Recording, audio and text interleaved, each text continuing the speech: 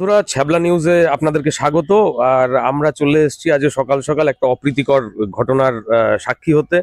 সকাল সকাল একটা ঘটনা ঘটে গেছে, তাই সেই বিষয়ে যাদের সাথে এরকম ঘটনাটা ঘটেছে তাদের থেকে আমরা একটু বিস্তারিত জানবো। আচ্ছা, এই ভাইয়ের সঙ্গেই সম্ভবত ঘটনাটা ঘটেছে। হ্যাঁ, আচ্ছা ভাই, কি হয়েছে? ঘটনাটা কি হয়েছে? ঘটনা বলতে সেরকম কিছুই না। আমার তো ফোন টোন নেই, তা বাবাকে বলেছিলাম একটা ফোন কিনে দেওয়ার কথা। আচ্ছা, বাবা বললো ঠিক আছে, একটা কয়দিন একটু অপেক্ষা কর, টাকা পয়সা জমিয়ে আমি কিনে দিচ্ছি। আচ্ছা, তা তুমি কি ফোন কিনে দেওয়ার কথা বলেছিলে বাবাকে? ওই যে আইফোন 17 প্রো ম্যাক্স। আচ্ছা, তার দাম কত? ওই 1-1.5 লাখ টাকা মতো, কি 1,70,000 এরকম।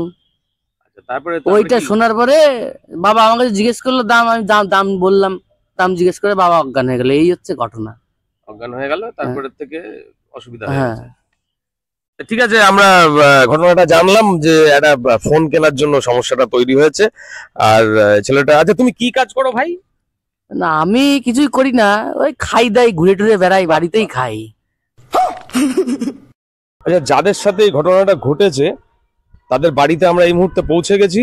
এবার আমরা বিস্তারিতটা তাদের ফ্যামিলি মেম্বারদের থেকে জেনে নেবো, বা যে ছেলেটার সঙ্গে এরকম হয়েছে বা তার বাবার সঙ্গে আমরা এবার একটু কথা বলবো।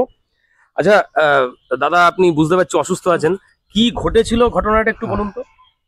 কিছুদিন আগে ছেলে একটা ফোন বায়না করেছিল আমার কাছে। আচ্ছা, ফোন কিনে দেবে বলেছিল। আমি বলেছিলাম ঠিক আছে, আমি টাকা পয়সা জোগাড় করি, তোকে আমি 1 সপ্তাহ পরে ফোন কিনে দেব।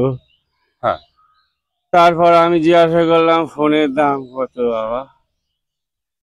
তখন ছেলে আমার দাম যখন বললো, যার দাম শোনার পরে আমি অজ্ঞান হয়ে গেলাম। 1.5 লাখ নাই, 1,70,000 বলেছিল। আবার অজ্ঞান হয়ে গেছে, দাম শুনে।